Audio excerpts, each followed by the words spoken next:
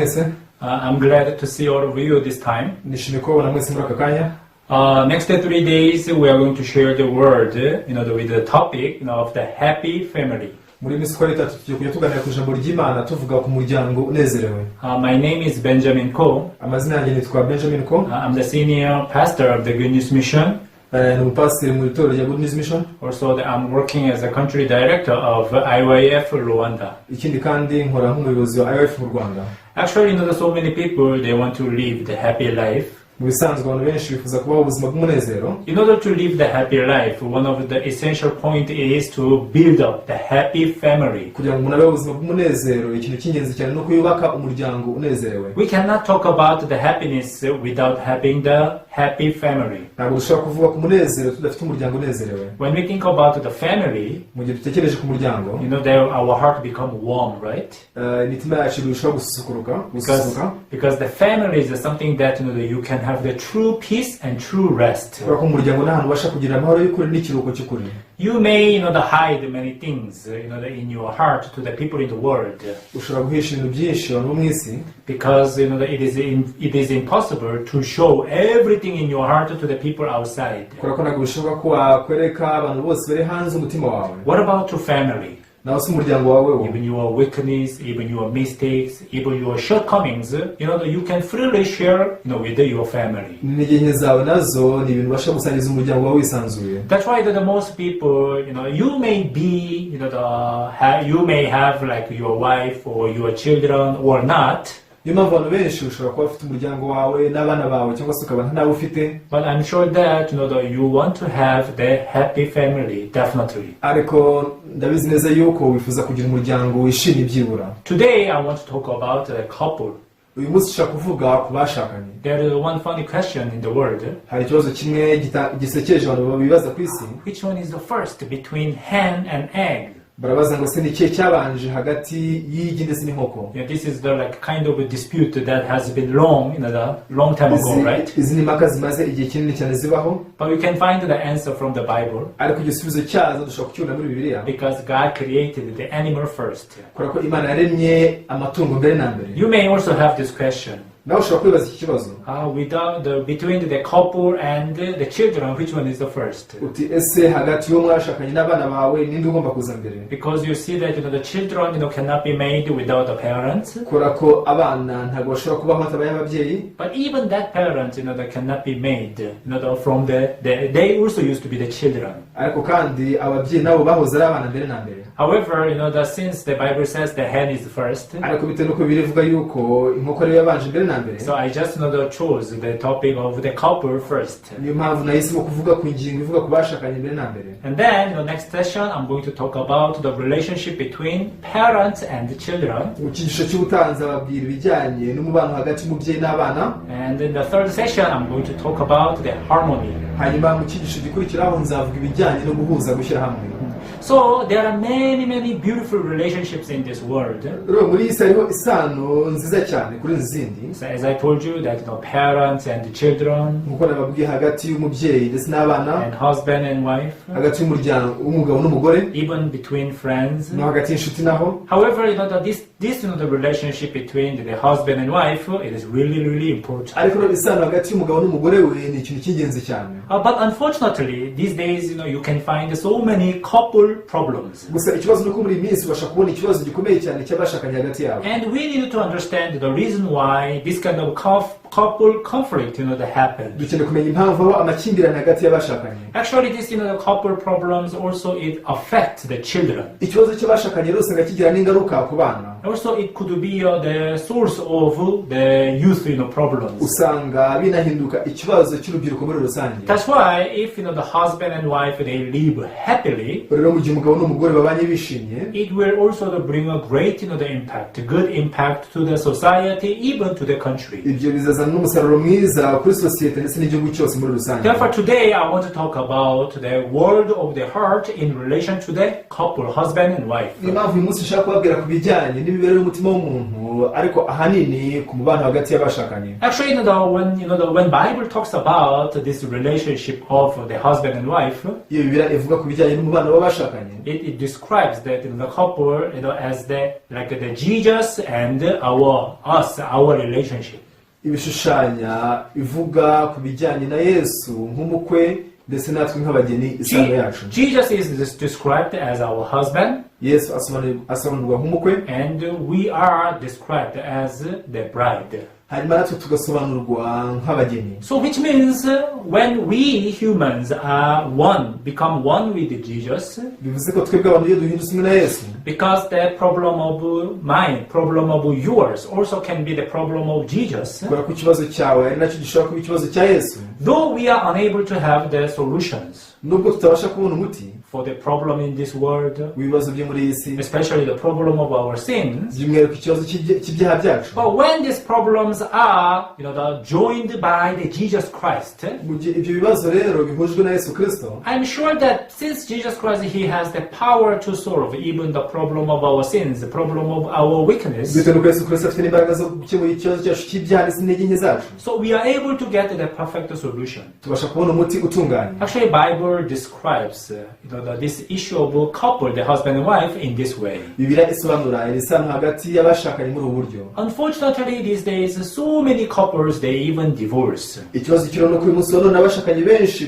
basenya ingo zabo bagatanga. Furthermore, often we can get this kind of the article or the news that the husband kills the wife and the wife kills the husband. hari nubwo tubona amakuru avuga ngo wenda umugabo yishe umugore we cyangwa se umugore yishe umugabo. It's not just the issue of the one or two countries, specific countries.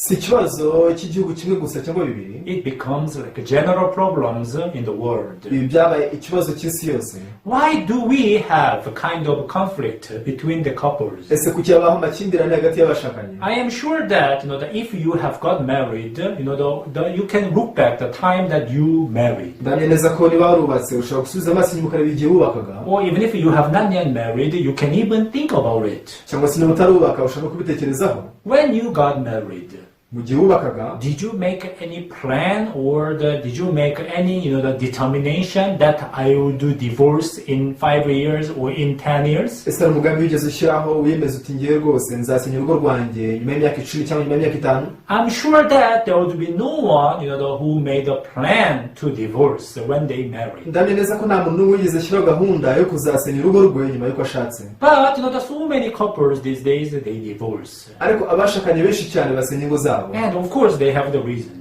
birumvikana ko bafite impamvu. You see that when I got married, ati rwose urabona njye mbona ashakaga, I really loved my the husband or my wife. ati nakundaga umugore wanjye cyangwa se umugabo wanjye. Even that my spouse respected me and loved me so much, but that my spouse changed. ati uwo twashakanye yarankundaga cyane ariko ubu rwose yarahindutse. Now you see that so many people they come up with this kind of excuse. abantu benshi cyane usanga bitwaza urwitwazo nk'uru. Now we need to know the reason why this conflict between couple happened. ubu dukeneye kumenya impamvu aya makimbirane hagati y'abashakanye abaho. The first reason is impamvu ya mbere ni uko that the way of thinking of man and woman are different. uburyo bw'imitekerereze y'umugore ndetse n'ubw'umugabo biba bitandukanye. Men tend to think in so many directions in the wide way, usanga umugabo atekereza mu nguni nyinshi mu buryo bwagutse, while women tend to think one or two things deeply. mu gihe umugore atekereza akantu kamwe gusa cyangwa se tubiri twonyine gusa ariko akadutekerezaho byimbitse cyane. And not all the time, but most of the time, the man is the rational and the woman is emotional. si igihe cyose usanga abagabo ari abantu biyumvira cyane mu gihe abagore ari abatwarwa n'amarangamutima. Now what I want to tell you is that the man and the woman,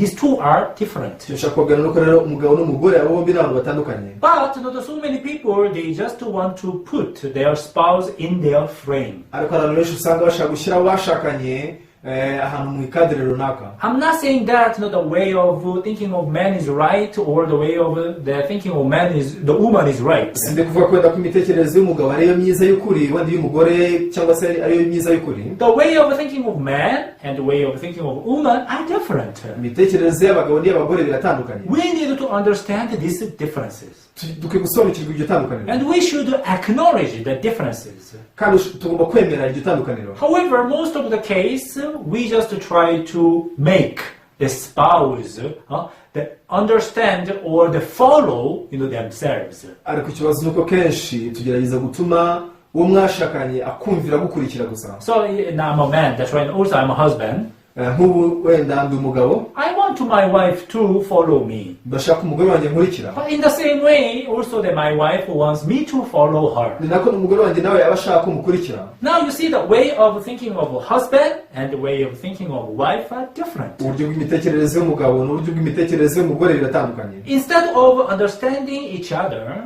aho kumvikana hagati yabo, or instead of acknowledging this difference, cyangwa se aho kwemera iryo tandukaniro hagati yabo, most of the case they just judge that my spouse is wrong. igihe kinini bahora bacirana imanza bavuga ati uwo twashakanye rwose ni umunyamakosa. How come my spouse thinks in this way or behaves in that way? kuki umugabo wanjye atekereza atya cyangwa se yitwara atya?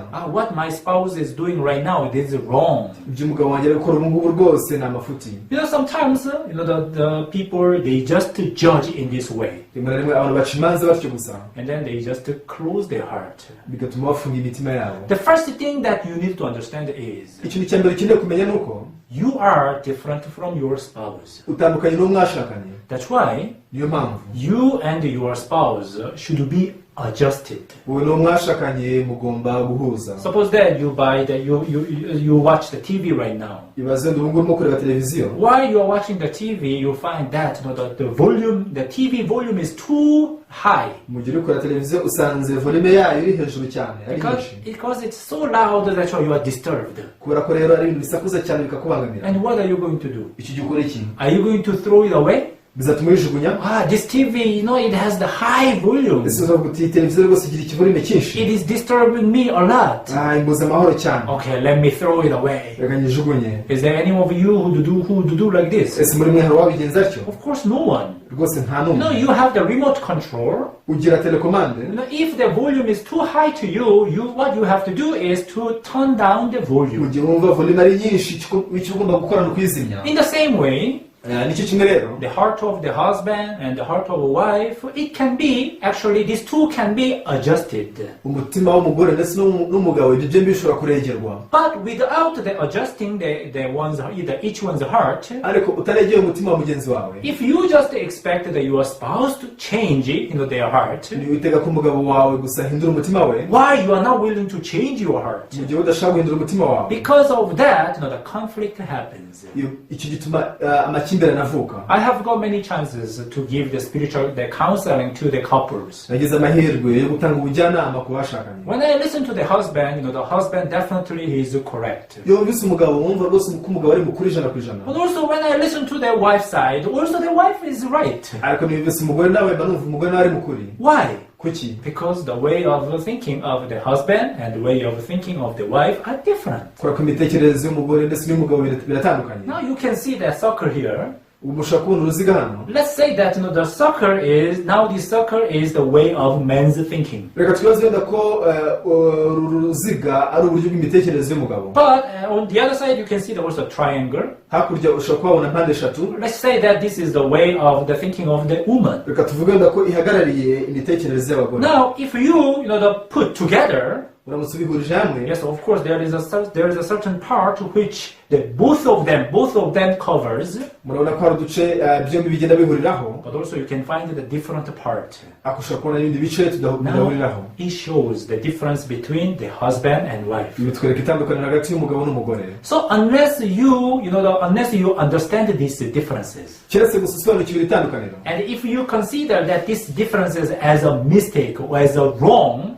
iri tandukaniro uramutse uritekereje ko atari ikintu gikwiye, because of that now the conflict of the couples begin. ibyo nibyo bituma havuka amakimbirane hagati y'abashakanye. And the second reason is, indi mpamvu ya kabiri nayo, now you need to understand, ukeneye gusobanukirwa ko now you see that there's so many like the people like a man and a woman, they have the certain the idea, the partner in their mind, in their imagination. abantu benshi cyane mu bashakanye hari uburyo abatekereza ubashakanye mu myumvire ye. I want my husband to be like this. akavuga ati nifuza ko umugabo wanjye amera atya. I want my wife to be like this. n'umugabo nawe ati nifuza ko umugore wanjye amera atya. You see that I believe that you agree with me. ndamya neza ko tubyemera nk'aho. So many wives, abagore benshi They want their husband to be perfect at the outside work. bifuza ko abagabo babo baba ari abantu bakora neza batunganya imirimo yabo yo hanze. I want my husband to be recognized by the company and by the boss. nifuza rwose ko umugabo wanjye yashimwa muri kampani akoramo, Perform well.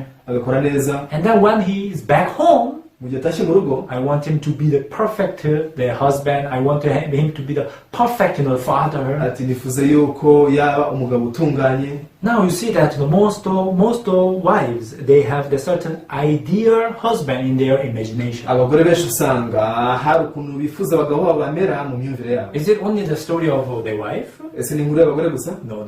oya oya, It's the story of also the husband. n'abagabo nicyo kimwe. Also the husband, they want to, their wife to be like this and to be like that. abagabo nabo bifuza ko abagore babo bamera gutya na gutya, Always obedience. bagora babumvira, Also the beautiful, bakaba ari beza, very well cooking. bazi guteka neza. You see that the husband also they expect that wife would become like this as I want. umugabo nawe aba yiteze ngo umugore wanjye nifuza ko yamera atya nk'uko mbishaka. But today I want all of you to realize this. ariko uyu munsi ndashaka kugira ngo mwese mumenye iki kintu yuko There is no such husband or the wife in this world. umugabo nk'uwo cyangwa se umugore nk'uwo muri isi ntabubaho. What I mean is that there is no spouse that can satisfy you 100% perfectly. icyo nshaka kuvuga ko nta muntu n'umwe mwashakanye ushobora kukunyura ijana ku ijana. You see that? You can think about this. bitekerezeho, Like before marriage, mbere yo gushaka man and woman, they are dating. umugabo n'umugore usanga bateretana, You see that even if they meet often, nabo bahura kenshi. it is not that that the man and the woman they live 24 hours continuously. ariko ntibivuze ko umusore n'iyo nkumi babana igihe cyose amasaha 24. Probably that you meet the once a day or the twice a week. mushobora guhura nka rimwe ku munsi, kabiri mu cyumweru. That's why when dating, you see that the man also try to show his only good aspect to the girlfriend, and also the girlfriend, this lady also wants to show the good aspects to her boyfriend. mu gihe umusore ari gutereta iyo nkumi abasha kwereka gusa igice cyiza, hanyuma iyo nkumi nayo ikamwereka igice cyiza. And also since they do not stay like 24 hours, kubera ko bataba babana amasaha 24 yose, even if there's something do not fit in their heart, they try to bear with it. nubwo ari ibintu runaka badahuza mu mitima yabo bagerageza kubyihanganira. However, nyamara after marriage, most of the time, husband and wife they live together. nyuma yo gushakana usanga umugabo n'umugore babana hamwe, And then even the weaknesses, even the shortcomings are easily found. icyo gihe intege nke zibasha kugaragara mu buryo bworoshye. Now, most of the case, the people they just accept these kind of things as a change of their heart. mu gihe kinini rero abantu bemera ibi ngibi nk'impinduka yo mu mutima. My husband used to love me. bati umugabo wanjye yahoze ankunda, My husband used to, take care of me. umugabo wanjye yajyaga anyitaho, But after marriage, ariko nyuma yo gushaka he no longer takes care of me. nta kinyitaho, He no longer loves me. nta kinkunda. You see that many wives they come up with this kind of complaint. usanga ari abagore benshi bitwaza icyo kintu. What about the husband? naho se abagabo bo, You see that my wife used to respect me and obey me very well. bati rwose umugore wanjye yahoze anyubaha kandi anyumvira neza. I thought that that she was very kind and she was very diligent. najyaga ntekereza ko ari umuntu witonda, ko ari umunyamurava. But after marriage, now you see that things changed. ariko nyuma yo gushaka none ko ibintu byahindutse. Now even there's some husbands they complain like this. usanga ari n'abagabo binuba batyo. Why is it so? kuki ari uko bimeze? You need to understand this clearly. ibi ukeneye kubisobanukirwa neza. Because the life before marriage and after marriage are different. kubera ko ubuzima bwa mbere y'urushako na nyuma yaho butandukanye. Now before marriage, most of the these couples like the boyfriend and girlfriend, they just try to show their good aspects only. mbere yo gushaka usanga buri umwe wese agerageza kwerekana igice cyiza gusa, And they just try to hide their mistake or their weaknesses. akagerageza guhisha intege nke ze n'amakosa ye. However, nyamara after marriage, nyuma yo gushaka it is not that that they betrayed. ntibivuze yuko bagambanirana. Remember this, it is not that your husband or the wife betrayed you. Uzirikane iki yuko si uko umugore wawe cyangwa se umugabo wawe kugambanira. Now since your spouse trusted in you more than before, bitewe n'uko mwashakanye aba kwizeye kurenza uko byahoze, even the weakness or the shortcomings, it can be, easily expressed to you. niyo mpamvu usanga intege nke ze cyangwa se amakosa ye yakugaragarira mu buryo bworoshye. You can remember how God created Adam and Eve. Mushobora kwibuka uburyo Imana yaremyemo Adamu na Eva. Adam and Eve, they were created by God being naked. Adamu na Eva baremwe n'Imana bambaye ubusa. What does this mean, being naked? Kwambara ubusa bishatse kuvuga iki? Don't think about like in a fleshly way. ntubitekereze mu buryo bw'umubiri gusa. Being naked, it means that nothing hidden. Kwambara ubusa bisobanuye ko nta na kimwe bahishaga. Which means between Adam and Eve, nothing hidden. bivuze ko hagati y'Imana na Adamu nta na kimwe cyari gihishwe. Everything was shared.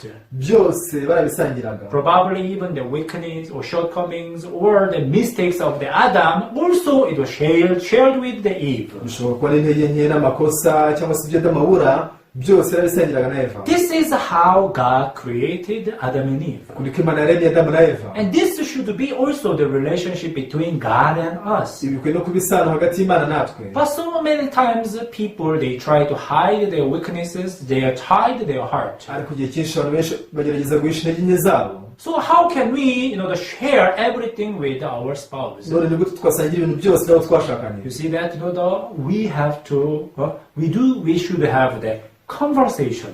tugomba kugirana ikiganiro. Without conversation, hatabayeho kuganira, your spouse can never know your heart. uwo mwashakanye ntabwo yakugera amenya umutima wawe. Yeah, probably you may have this kind of thought that, I think my spouse changed. wenda ushobora kwibwira uti ndatekereza ko twashakanye ubu yahindutse. At that time, if you do not express this heart to your spouse, muri ako kanya uteretse uwo mwashakanye umutima wawe, definitely this thought will grow and it will create a certain distrust toward your spouse. byanze bikunze iki gitekerezo kizakurira muri wowe kikuremeremo kutizera uwo mwashakanye, And it will be the cause of even divorce or the conflict. kizahinduka intandaro yo gutana no kugirana amakimbirane. That's why in the marriage life, the conversation, the fellowship is really important. niyo mpamvu mu buzima bw'urushako kuganira no kungurana inama ni ibintu by'ingenzi cyane. But it is not that, that any couple has really heartily fellowship, heartily conversation. ariko ntibivuze ko abashakanye bose baganira bibavuye ku mutima. That's why I'm going to give you the solutions. niyo mpamvu ngiye kubaha umuti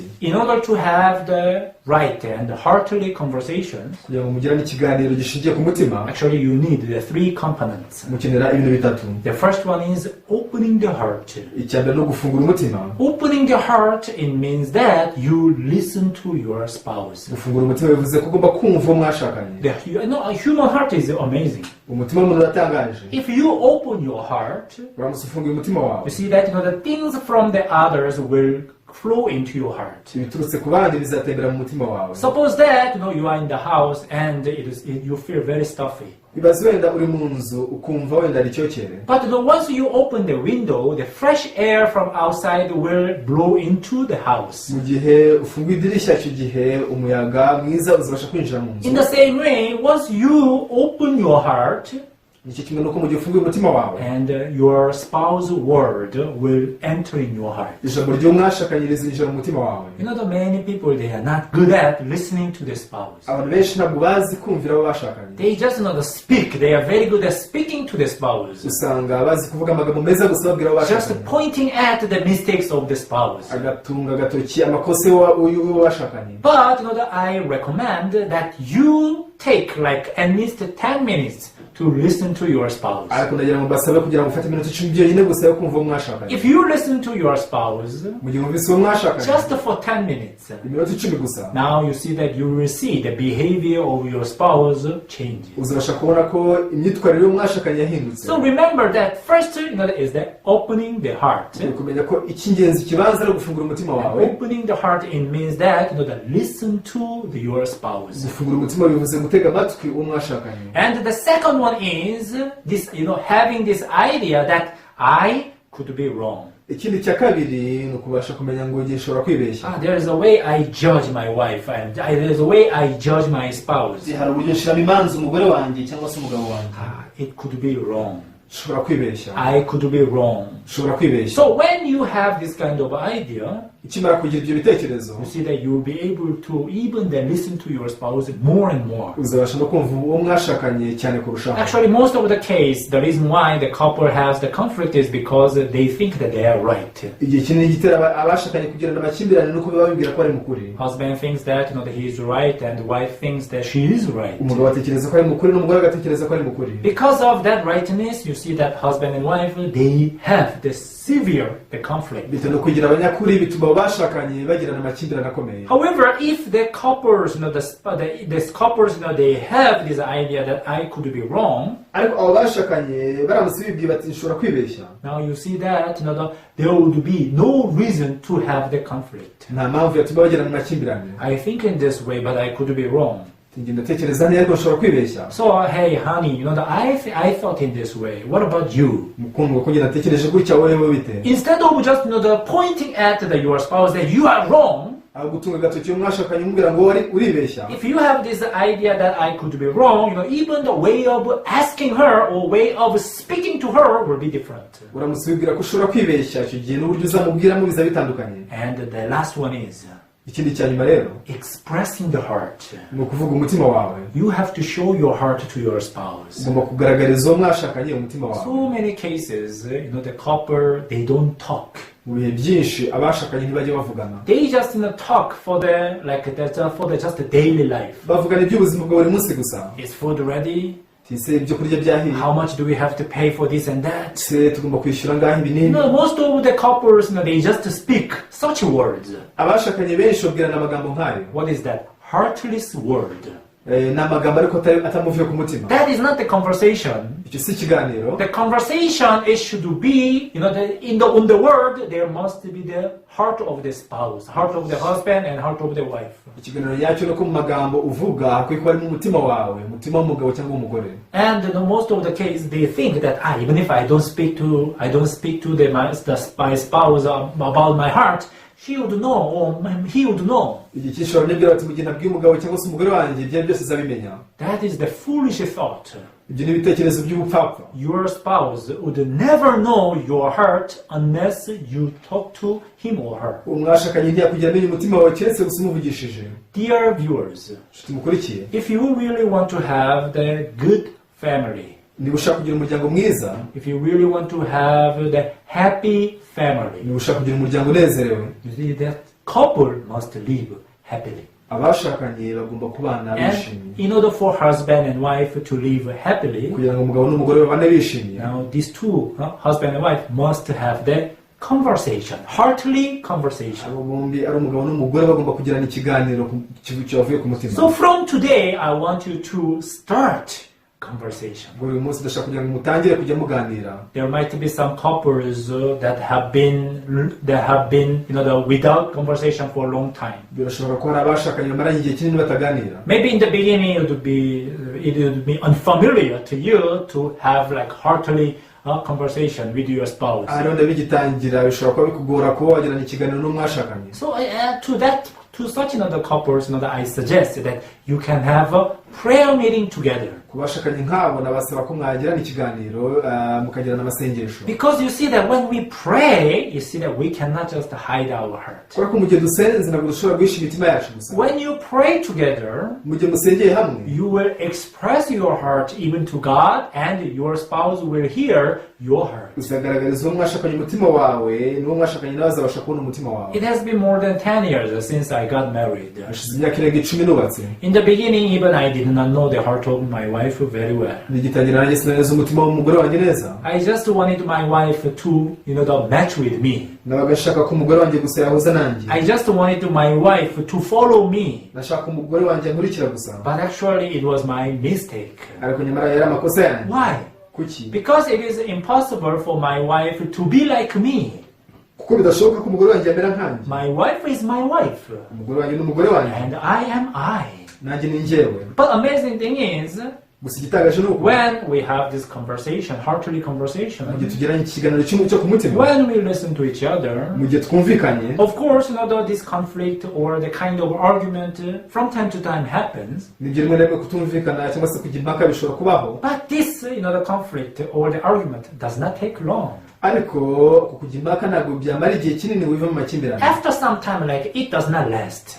Bishobora kubaho gake ariko ntibirambe. For example, it used to be like 1 week or the 1 month. ubundi amakimbirane mwashobora kuyamarana nk'icyumweru kimwe cyangwa se ukwezi kose. But after heartily conversation, ariko nyuma yo kugirana ikiganiro cyo ku mutima, I could find that within just 1 day or 2 days it's solved and we harmonize our heart together. nasanze nyuma y'umunsi umwe cyangwa se iminsi ibiri byarakemukaga nuko tugahuza. Dear viewers, nshuti mukurikiye, when we exactly discover this secret or the mystery of this couple, iyo dutahuye ubwiru bw'abashakanye, now also we can realize the relationship between Jesus and us. byadufasha no kumenya isano hagati yacu na Yesu. God sent us, Jesus Christ as our groom. Imana twohereje Yesu Kristo kugira ngo tubere umukwe. What does this mean? ibyo no kuvuga iki? He is together with us. bivuze ko wumva ari kumwe natwe, And our problems will be his problem. ibibazo byacu rero bizaba ari ibibazo bye. Now you see that the husband and wife, once they get married, mu gihe umugabo n'umugore rero bashyingiranye, there is no longer the problem of each person. ntabwo cyongera kuba ikibazo cy'umuntu umwe. The problem of a wife will become the problem of a husband. ikibazo cy'umugore gihinduka icy'umugabo, And the problem of the husband will become the problem of the wife. ikibazo cy'umugabo kigahinduka ikibazo cy'umugore. In the same way, icyo kimwe rero, when we receive Jesus as our mu groom gihe twakira Yesu Kristo nk'umukwe wacu, and we become the bride, natwe twaba abageni, now our problems will become the problem of Jesus Christ. ibibazo byacu bizahinduka ibibazo bya Yesu Kristo. The sin problems, ikibazo cy'icyaha, condemnation, kwiciraho iteka, fear. ubwoba. No matter how much we pour all of our heart to get the solution for such problems. wakoresha umutima wose kugira ngo ubone umuti w'ibyo bibazo, But I'm sure that you know that if you experience that, you have failed. ndamya neza yuko uzasanga n'undi waratsinzwe. However, ariko when we exactly receive Jesus in our heart as our mu groom, gihe twakira Yesu imitima yacu koko nk'umukwe, because Jesus, he has the power and he has the ability to solve the problem of our sins. kubera ko Yesu afite imbaraga n'ubushobozi bwo gukemura ikibazo cyacu cy'icyaha. What is the solution for our sin problem? ese umuti w'ikibazo cyacu cy'icyaha ni uwuhe?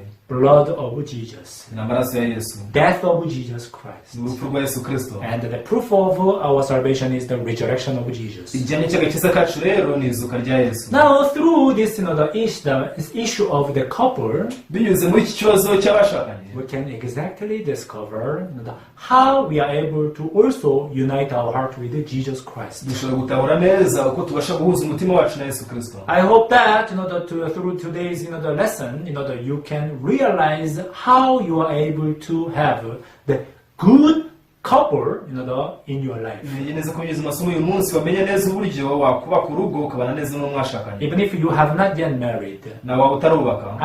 I hope to keep this in your mind, niryo ko icyo wakizirikana, so that when you meet your life partner in the future, kugira ngo mu gihe uzahura n'uwo muzashakana mu gihe kiri imbere, you remember this lesson and you use this lesson in your daily life. uzazirikana aya masomo kandi ujye uyakoresha buri gihe cyose mu buzima bwawe. I'm sure that your spouse will be happy. nizera neza ko mwashakanye azanezerwa. Remember that you cannot live the happy life without your spouse being happy. uzirikane ko udashobora kubaho ubuzima bw'umunezero mu gihe mwashakanye atanezerewe. When your spouse is happy, that is when even you can live a happy mu life. gihe uwo mwashakanye yanezerewe nicyo gihe nawe ushobora kubaho unezerewe mu buzima I bwawe. hope that you can remember this lesson. niringiye ko aya masomo yazirikana. And the next session, I'm going to talk about the relationship between parents and the children. ubutaha tuzaganira ku bijyanye n'umubano hagati y'umubyeyi n'abana. Thank you very much. I will speak up to here. murakoze cyane, reka nsoreze hano. Let us pray. dusenge. Heavenly Father, we thank you. data wo mu ijuru turagushimiye, You have given us this precious time to learn the word of the heart in relation to the couple. waduhaye umwanya w'igiciro cyane wo kwiga ibijyanye n'umutima w'abashakanye binyuze muri iri somo. Father, these days there are so many couples who divorce. data muri iyi minsi hari abashakanye basenya ingo zabo, And because of this issue, so many children also they are affected. impamvu igatuma n'abana benshi cyane babigiraho ingaruka, and it becomes the youth problems, and it becomes even the problems in the society. biza kuba ibibazo by'urubyiruko n'ibibazo bya sosiyete muri rusange. Father, the things that that we shared today, I really hope that it can help the so many couples in in Rwanda. Data ibyo tuganira uyu munsi none nigiye ko byafasha abashakanye benshi mu gihugu cy'u Rwanda. Also, there's so many viewers, who are following these lessons. Also, I hope that it can be a great help to them. N'abandi bantu benshi baherereye hirya no hino bakurikirana iki cyigisho nigiye ko byabafasha. Dear Heavenly Father, Data mu ijuru, I really hope that you help so many people to understand the world of the heart, ndagusabye kugira ngo ufashe abantu benshi kugira ngo basobanukirwe imibereho y'umutima, especially through this life of couple. Allow everyone to discover the relationship between Jesus and us. by'umwihariko muri kibazo cy'abashakanye ndagusabye kugira ngo dufashe tumenye neza imibanire hagati ya Yesu natwe. Jesus came down this world as the husband. Yesu yaje muri iyi si nk'umukwe wacu, He is responsible for us. ubu niwe wirengera ibyacu. Therefore, he died at the cross for all of our sins. Iki cyatumye apfira ku musaraba agapfira ibyaha byacu byose. And now, he promised that he is with me until the end of the world. none dusezeranije kuzabana natwe kugeza ku mpera y'isi. Therefore, one who believes in this has no choice but to live as the light of the world. Bityo rero ubyizera nta mahitamo agira usibye kubaho nk'umucyo w'isi. Father, we thank you. Data turagushimiye. I pray everything in the name of Jesus. dusenze byose nizeye mu izina rya Yesu. Amen. Amen. Thank you very much. Murakoze cyane. See you next time. naho ubutaha.